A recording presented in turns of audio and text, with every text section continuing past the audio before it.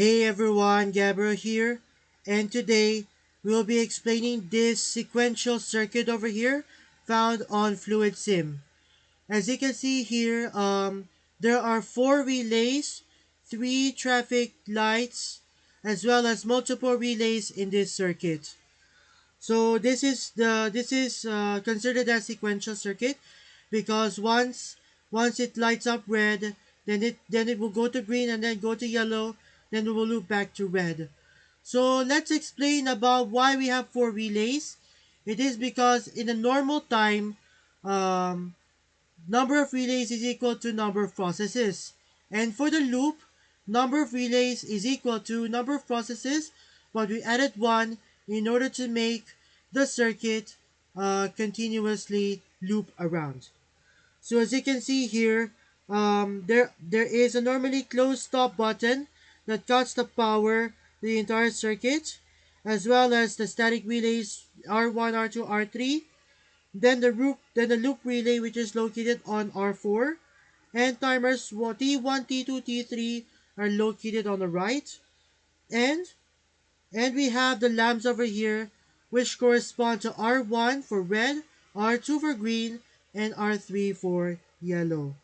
So let's start with this phase sequence. So pressing start energizes the relay R1 and timer T1. As you can see here from the left side, from the 24 volts, the current will then flow through the start. When energized by start, then it will go straight to R1 and T1 and energizes it by itself.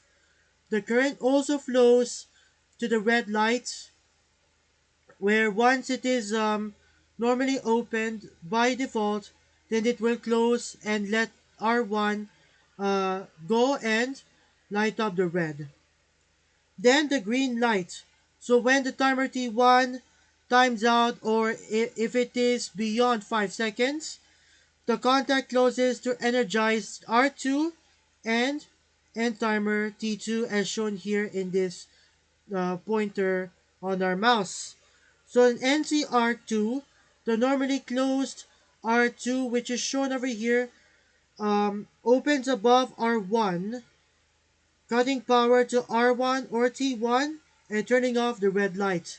So once it is cut off the red light, then it will transition to the green light and will remain on for at least 5 seconds, until once it is reaching beyond 5 seconds, then it will completely stop and moves to the next turn.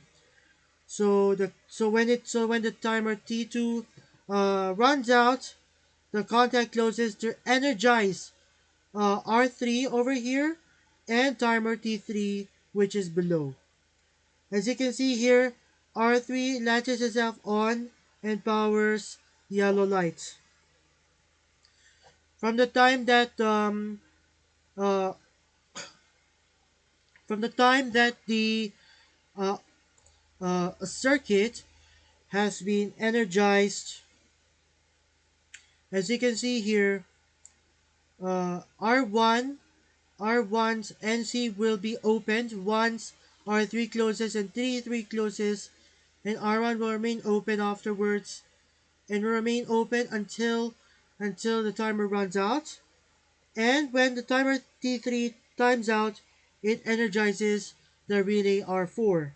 And the R4 acts as a bridge to retrigger R1 via the R4 parallel contact while simultaneously dropping R3. This seamlessly restarts the cycle at the red light, all without requiring another manual push of the start button. And the loop still continues on until you hear the stop button. So within a minute, we will try this simulation. Let's hit the play button and hit the road. Press start, go. As you can see here, this is T1, it goes 5 seconds, and it green goes 5 seconds, and yellow 5 seconds. So we'll keep it on. We'll keep it for a minute until the time is up. Keep watching.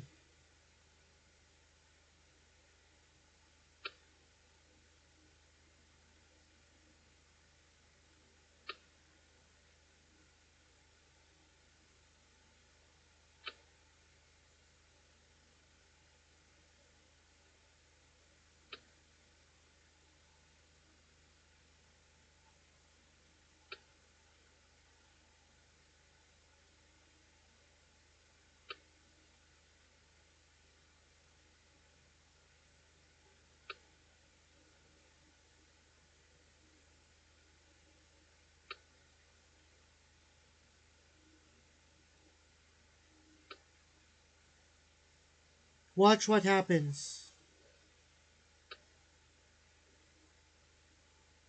Right. This is the last one, and then we're gonna stop after.